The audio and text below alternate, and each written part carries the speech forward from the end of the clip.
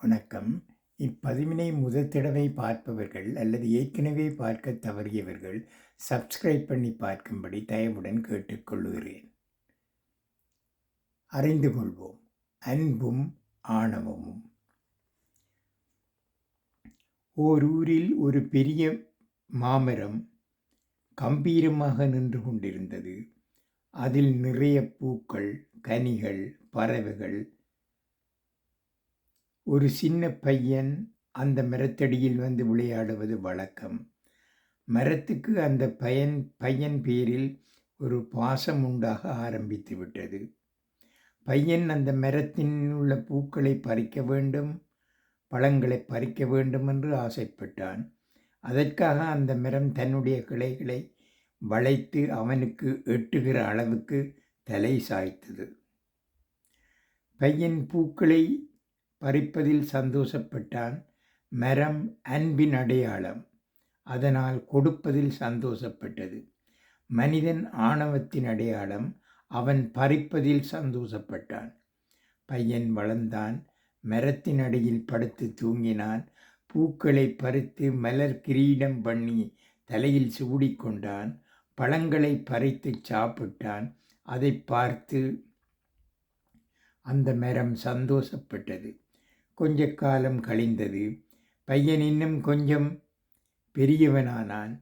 அந்த மரத்தில் ஏறி கிளையில் உட்கார்ந்து ஊஞ்சலாட ஆரம்பித்தான்.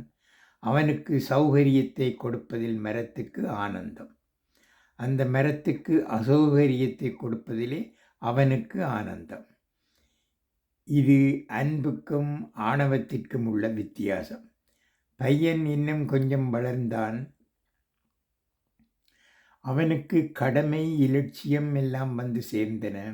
படித்து பரீட்சை எழுதி பாஸாக வேண்டுமென்று இருந்தது.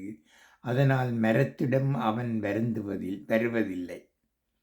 ஆனால் மரம் அவனுக்காக காத்து கொண்டிருந்தது. இவன் உலக விடயங்களில் மூழ்கிவிட்டான். தற்செயலாக ஒரு நாள் அந்த பக்கமாக போனான். மரம் அவனை பார்த்து, மறந்து விட்டாயா? நான் உன்னை பார்க்க வேண்டுமென்று ஆவலாக காத்து கொண்டிருக்கிறேன் என்றது. நீ என்ன வைத்திருக்கிறாய்? நான் உன்னிடம் ஏன் பெற வேண்டும்? உன்னிடம் பணம் இருக்கிறதா? ஏனென்றால் நான் இப்போது பணத்தைத்தான் தேடிக்கொண்டிருக்கிறேன் என்றான். உனக்கு பணம்தானே வேண்டும்? என்னுடைய பழங்களை பறித்து அதை விற்பனை செய், பணம் கிடைத்துவிடும் என்றது மரம். உடனே இவன் மரத்தில் ஏறினான்.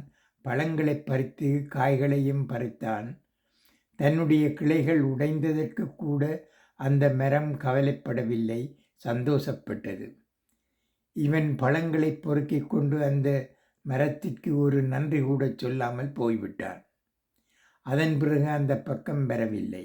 பணம் சம்பாதிப்பதிலேயே குறிக்கோளாக இருந்தான். மறுபடியும் அவன் வரவில்லையே என்று வருத்தம் கொண்டது மரம். பல வருடம் கழித்து வந்தான். வா மகனே, வந்து என்னை கட்டி பிடித்து கொள் என்றது அந்த மரம். நான் என்னை இன்னும் சின்ன பிள்ளையா வந்து கட்டி பிடிப்பதற்கு என்றான் அவன். நான் இப்போது ஒரு வீடு கட்டப் போகிறேன், எனக்கு உதவ முடியுமா என்றான். என்னுடைய கிளைகளை வெட்டிக்கொள் என்றது மரம். கொஞ்ச நேரத்தில் மரத்தை மொட்டையடித்து விட்டான். கொஞ்ச காலம் கழித்து அந்த மனிதன் வயதாகி கிழவனாகி வந்தான். நான் தூர தேசத்துக்கு போய் பணம் சம்பாதிக்க ஆசைப்படுகிறேன். நான் பிரயாணம் பண்ண ஒரு படகு தேவை, அதற்கு உன்னால் உதவ முடியுமா என்றான். அது ஒன்றும் பெரிய பிரச்சனை இல்லை, என் அடிமரத்தை வெட்டிக்கொள். மரத்தை வெட்டினான், படகு செய்தான், போய்விட்டான். இனிமேல் திரும்பி வருவானா வரமாட்டானா என்று தெரியாது. ஆனால் இந்த அடிமரம் அவனுக்காக காத்து கொண்டிருக்கும். ஏனென்றால் மரம் அன்பின் அடையாளம், அவன் ஆணவத்தின் அடையாளம். இப்படியொரு கதையை சொல்லி இருக்கிறார் ஒரு பேரறிஞர். அதாவது அன்பு கொடுப்பதற்குத்தான் ஆசைப்படும், ஆணவம் எப்போதும் வாங்குவதற்கே ஆசைப்படும். எம்மால் முடிந்த அளவுக்கு சுற்றியுள்ளவர்களிடம் அன்பை பகிர்வோம். நன்றி, வணக்கம்.